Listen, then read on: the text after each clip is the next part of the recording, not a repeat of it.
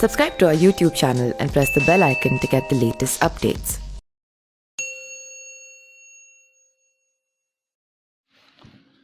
उत्तर प्रदेश की बाहुबली नेता अतीक अहमद की मुश्किलें बढ़ती जा रही है। अब अतीक अहमद के समेत अन्य 7 लोगों पर यूपी पुलिस ने हत्या और रंगदारी वसूली के मामले में 25-25 हज़ार का इनाम घोषित किया है।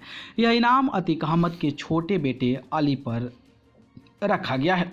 अतीक अहमद के बेटे पर हत्या का प्रयास और रंगदारी वसूली समेत कई आरोप हैं। एक व्यापारी से 5 करोड़ की रंगदारी मांगने के बाद अली सुर्खियों में आया था। यह मामला बीते साल दिसंबर का है। अतीक अहमद फिलहाल गुजरात की साबरमती जेल में बंद हैं। अली के खिलाफ 21 दिसंबर 2021 को प्रयागराज के करेली थाने में मुकदमा दर्ज हुआ था और वो उसी वक्त से फरार है।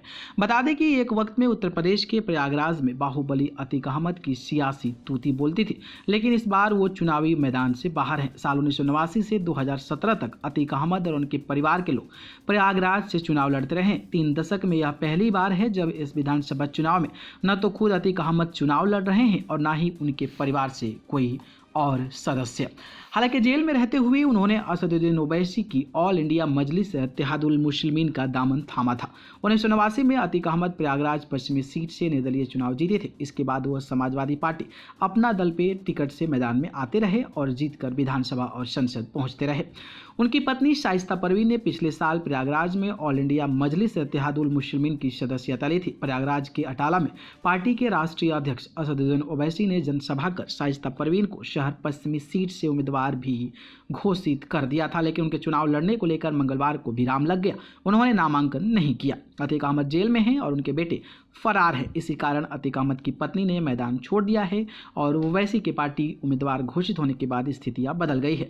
दरअसल पिछले वर्ष के आखिर में शाइस्ता परवीन के छोटे पुत्र अली के खिलाफ मुकदमा दर्ज हुआ था और वो फरार हुआ। इसके बाद से ही उनके चुनाव नहीं लड़ने की अटकलें शुरू हो गई है। हालांकि AIMIM नेता लगातार ये कहते रहे हैं कि अतीक अहमद की पत्नी चुनाव लड़ेगी, लेकिन नामांकन के अंतिम दिन 8 फरवरी को भी वो अपना पर्चा दाखिल नहीं कर सकी थी। न्यूज़ रूम से न्यूज़ लाइव की रिपोर्ट।